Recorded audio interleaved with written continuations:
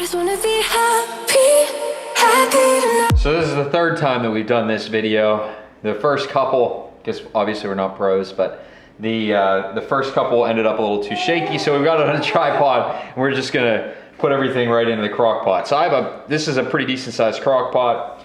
I think this is like a normal size. I know they make a small one, but we're gonna make pulled pork, and Natalie and I like doing like 1 or 2 crock pot meals, well, at least 1 crock pot meal a week, and we normally do it on like a Wednesday, so then it carries us through for Thursday, and then maybe even some lunches on Friday. But today is pulled pork, and I do pretty much the same thing, whether it's a shoulder or a loin roast, which again is probably, people probably would disagree with me, but let me see how big this is. This is about it is literally 2 1/3 pounds, and I have it in the sink. You guys can't see it right now, but it's right next to the crock pot. I'm just cutting the bag open. I'm just gonna literally just kind of like let whatever liquid's in here drip out, and keep the knife in your hand because we're gonna use it in a minute.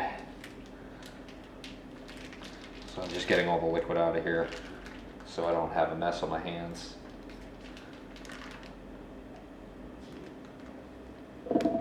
Okay, so meat in the crock pot, and I'm just checking to see which side has more fat on it, just because I like to put that side down, and this doesn't really have a big old piece, but we're gonna put that down, and then I'm literally just gonna kind of cut some slices like for a normal thick pork chop thickness all the way across the this is a butt roast.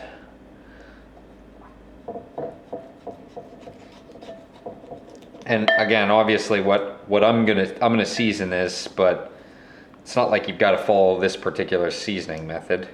But the reason why I like to cut this is that I can then kind of get the seasoning down and in, and I don't do this on a low and slow, so a lot of people would, and again, I'm sure somebody will tell us that this is wrong and that we should do it on low and slow, but it turns out really well every single time. So I'm gonna wash my hands, because nobody wants raw pork everywhere, especially not Natalie. She's probably already thinking, she's standing holding Paxton watching me, but she's probably already thinking that I need to sanitize everything. Okay, so what are we gonna use to season it? So some pepper. I prefer coarse. Natalie doesn't, so I pick like a middle ground. Garlic powder. And the nice thing, like I said before, with it being cut open like that, it really helps with all the flavors kind of like penetrate down and in.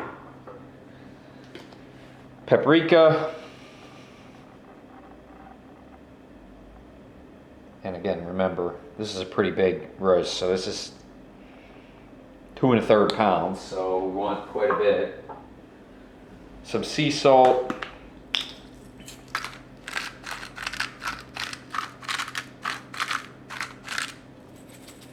And whatever misses, obviously, is still going to be down in there.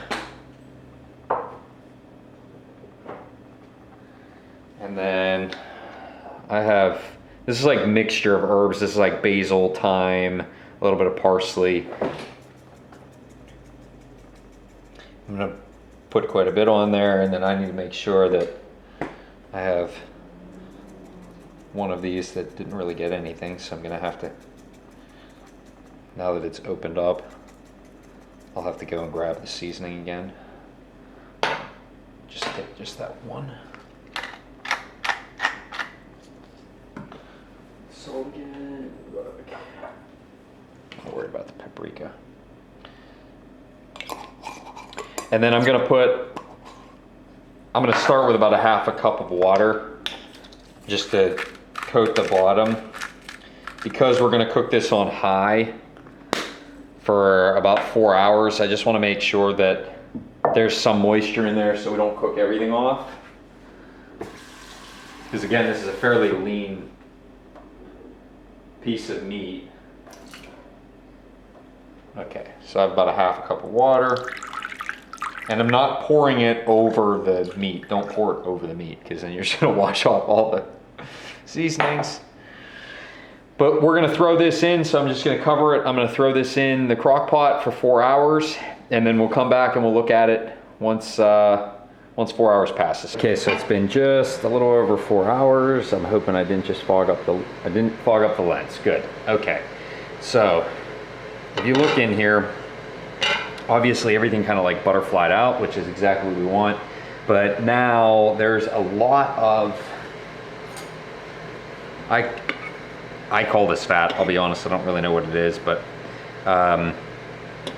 it's not soluble, so I'm assuming it's fat. But I pull all this out. I don't like this whenever I go to shred it. So there's also about, I don't know, about ½ an inch of fluid in there, which I also don't want. So what I do is I literally just ladle out a good portion of it, and I get out as much of that fat as possible.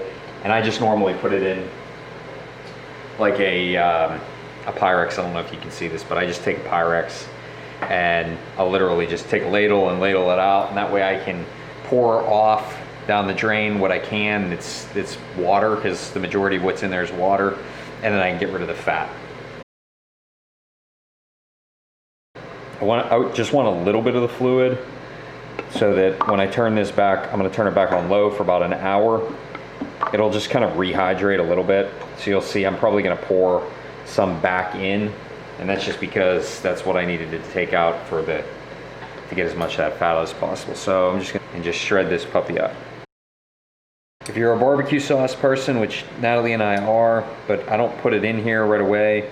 But if you are one of those people who, one, knows you're going to eat all this all in one sitting, and two, you want it to be real nice and saucy, this is the time to put that in. Put a little bit of cayenne pepper in here at the end. A little bit of salt, and then more garlic salt. Garlic powder, not garlic salt. Sometimes I'll use fresh garlic, but on a work day, not so much. Back on at low for an hour.